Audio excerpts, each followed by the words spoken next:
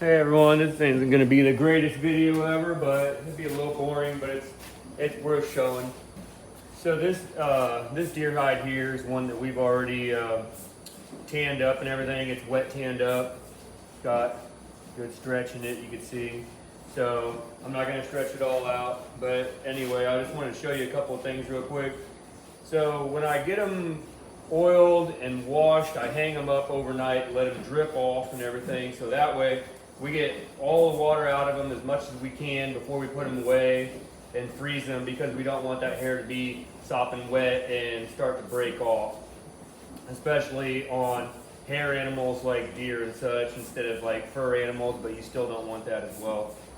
So one of the things we did here, so when you turn the ears out, this one right here had a really bad scar on it. This is all this was all pus in here and everything when we started to open the ear.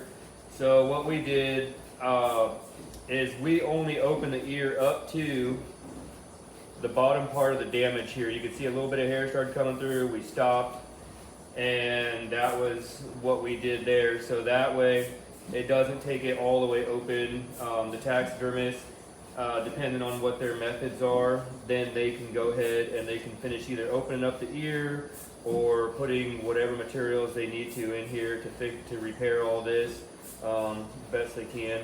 But one thing we do, like I said, to kind of get some things ready, is what we'll do is we'll take a towel, and when we turn the ears right side out, we'll just rub them down a little bit, give them a little towel drying off like that, and just try and make sure that they are nice and dried off. The other thing you want to do, so your nose is hanging like this, you want to roll your nose out, and you want to dry that pad off on the inside like that, because otherwise you're going to have a pool of water sitting in here, and then you're going to freeze all that in there. The chin, you want to roll the chin out, just go ahead and give it a little squeeze like this, clean it up with the towel, get it all damped off. Another place, a lot of water to the top of the head right here because it's laying down flat like this. So you just want to just kind of take it, just kind of towel dry that all up a little bit like that. So, and then that way, like I said, that'll help get all these areas here to hold water on the face nice and dried out. So we can roll all those back in, because then when you go to comb it out and everything, then you'll be you'll be able to lay it out flat and everything and get it ready for the freezer. So but anyway, that's kind of what I just wanted to show you guys, what we kind of do to get it ready. Like I said, this isn't, of course, it's not completely like air dried out, but it's a little damp, but it's not completely like wet or anything. So we're gonna give this a good brushing out. We'll spray it with a little deodorizer.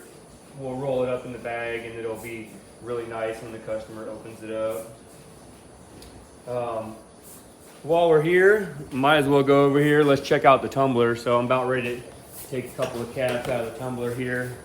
Oops, I got my legs and my stand running into everything. Let me see if I can get this thing set up a little bit better. I don't know why it always seems to want to zoom in every time I do a video with it. Okay. Excuse me. Okay, so we're gonna be over there.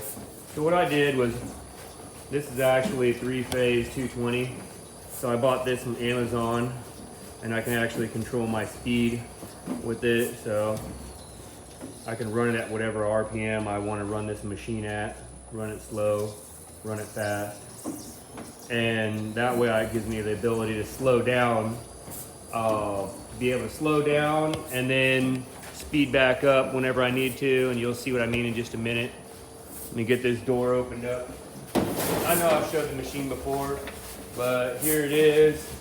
So it gives me the ability to do this. So when I see the door go past, then I start to slow it down, and then I can turn it on a little bit, and I can bring that door back around to where I need it, and then I can go ahead and lock it in place, and then I can hit the off or stop button here.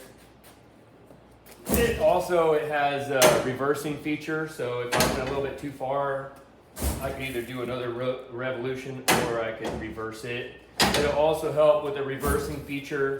Say if somebody happened to get their hand caught in here, you'd be able to back the machine up rather than keep running it forward, get them out. But for that, we have an emergency stop button as well. So, a couple of cats in here, one there, one here.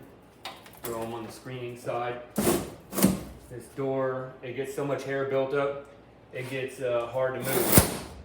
So, I'll unlock it, hit run, and we'll just spin them around on the screen side for a little while. Once it's spun around over there for a little while to finish knocking all the cob grit and whatever up out of there and stuff, and then we will be able to stop it and be ready to go again and have nice fluffy clean cats.